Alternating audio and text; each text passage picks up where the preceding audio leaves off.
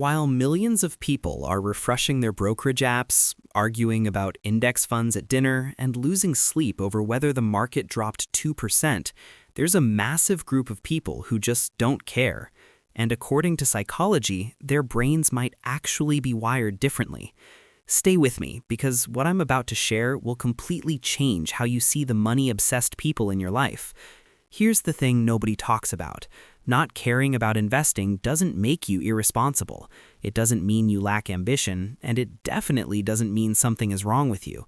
But there is something genuinely fascinating happening in your brain, something completely different from the people who check stock prices before they even brush their teeth in the morning. You're not broken, you're just different. And the science behind why, it's more interesting than you think. Why do so many people obsess over investing? Humans are wired for control. For thousands of years, survival meant securing resources, storing food, protecting wealth, guarding what you had from those who wanted to take it. And investing? It's basically that ancient survival instinct wearing a suit and running on an app. When someone watches their portfolio grow, their brain releases dopamine, the reward chemical, the same one that fires when you win a game or finally finish a goal you've been chasing for months. Their brain literally tells them, you are surviving, you are safe, you are winning, keep going. Wild, right? Meet someone like Jessica. She's 31, smart, hardworking. Her colleagues talk about ETFs and compound interest every single lunch break, and she just nods, smiles, and feels quietly embarrassed inside, like she missed a class everyone else attended.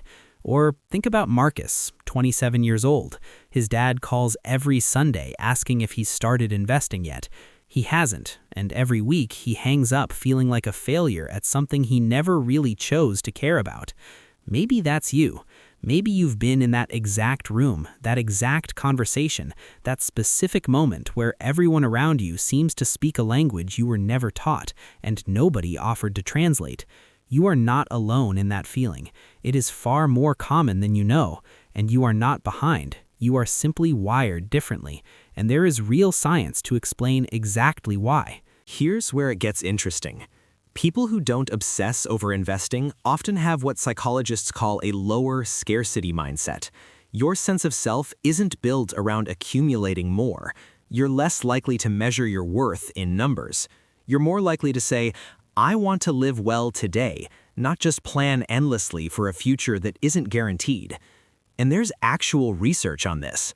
A 2020 study found that people with low financial obsession showed significantly less anxiety tied to external outcomes.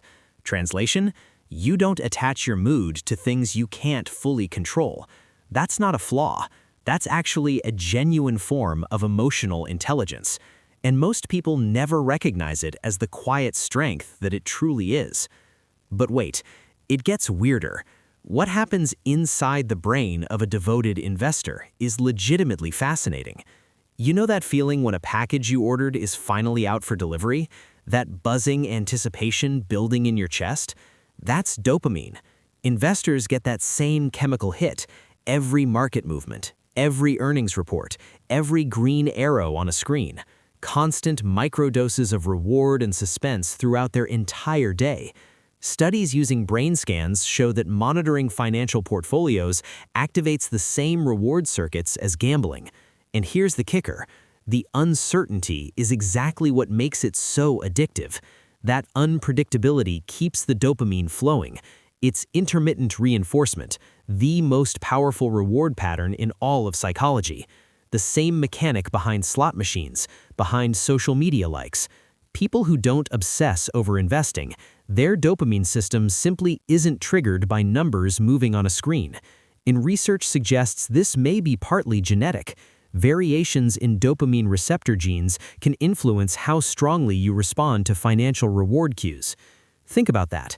Your complete indifference to the S&P 500 might literally be written into your biology. Investors often experience something psychologists call financial self-extension.